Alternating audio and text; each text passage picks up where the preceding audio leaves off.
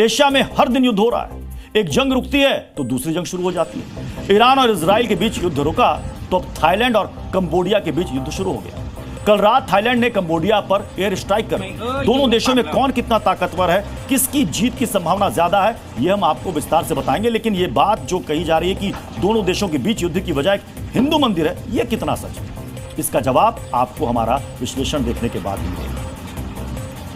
23 जनवरी यानी बुधवार को देर शाम थाईलैंड की एयरफोर्स ने कंबोडिया के एक सैन्य बेस पर हमला कर दिया। इन हमलों के लिए थाईलैंड की एयरफोर्स ने F-16 विमानों का इस्तेमाल किया था। थाईलैंड की बमबारी में कंबोडिया का सैन्य बेस तकरीबन पूरी तरीके से तबाह हो गया। हमले के जवाब में आज सुबह कंबोडिया ने भी लंबी दूरी की मिसाइलों से थाईलैंड पर हमला कर दिया। कंबोडिया की फौज ने भारी तोप और टैंक भी थाईलैंड बॉर्डर की तरफ रवाना कर दिए।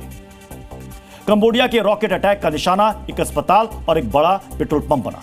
अस्पताल पर हमले में 11 लोगों की मौत हो गई, जबकि पेट्रोल पंप पर दागे गए रॉकेट्स की वजह से थाईलैंड की बॉर्डर की तरफ जाने वाला एक हाईवे पूरी तरीके से बाधित हो गया है। आखिर थाईलैंड और कंबोडिया ने एक दूसरे की ताकत को तोलने के लिए भारी हथियारों का इस्तेमाल क्यों किया?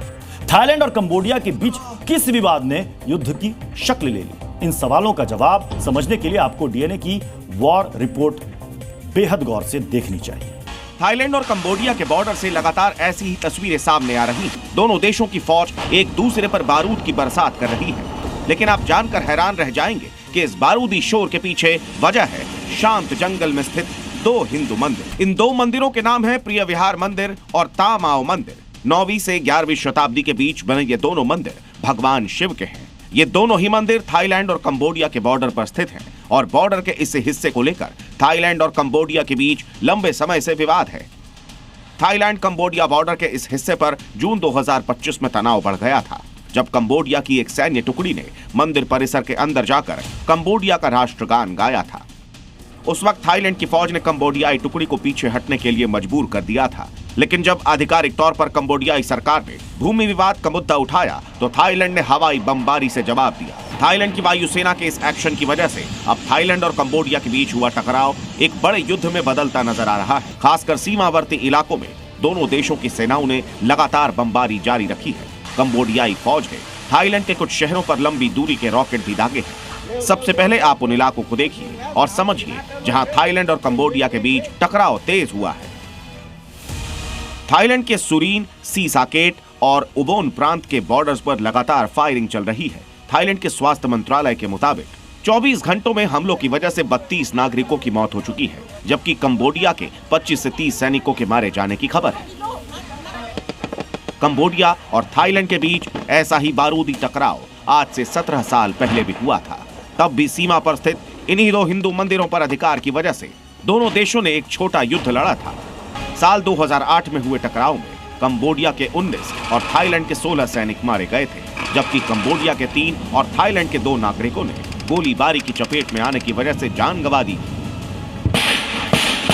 आज एक बार फिर ये दोनों देश आमने सामने हैं, लेकिन इस बार फर्क हथियारों की क्षमता का है। थाईलैंड ने पहले ही हमले में एयरफोर्स का इस्तेमाल किया है, जो बताता है कि थाईलैंड इस विवाद में खुद को ऊपर साबित करना चाहता है, जबकि कंबोडिया ने भी ग्रैड जैसी लंबी दूरी के रॉकेट दागे हैं, जो इशारा करता है कि कंबोडियाई सरकार भी पीछे हटने के लिए राजी नहीं है।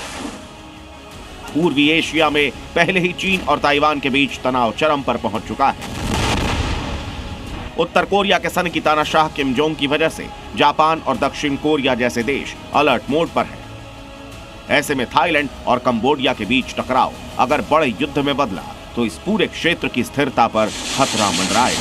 ब्यूरो रिपोर्ट, जी मीडिया। थाईलैंड और कंबोडिया के बीच जारी टकराव सिर्फ दो देशों के बीच का तनाव नहीं है। अगर यह टकराव बड़े युद्ध में बदला तो यह हथियारों का टेस्टिंग ग्राउंड बन जाएगा। कंबोडिया के पास ज्यादातर हथियार मेड इन चाइना है, जबकि थाईलैंड के पास ज्यादातर हथियार अमेरिका के हैं। इस युद्ध का नतीजा बता देगा कि चीन के हथियार बेहतर हैं या फिर अमेरिका के। इस आकलन को समझने के लिए आपको थाईलैंड और कंबोडिया के हथियारों की लिस्ट गौर से देखनी चाहिए।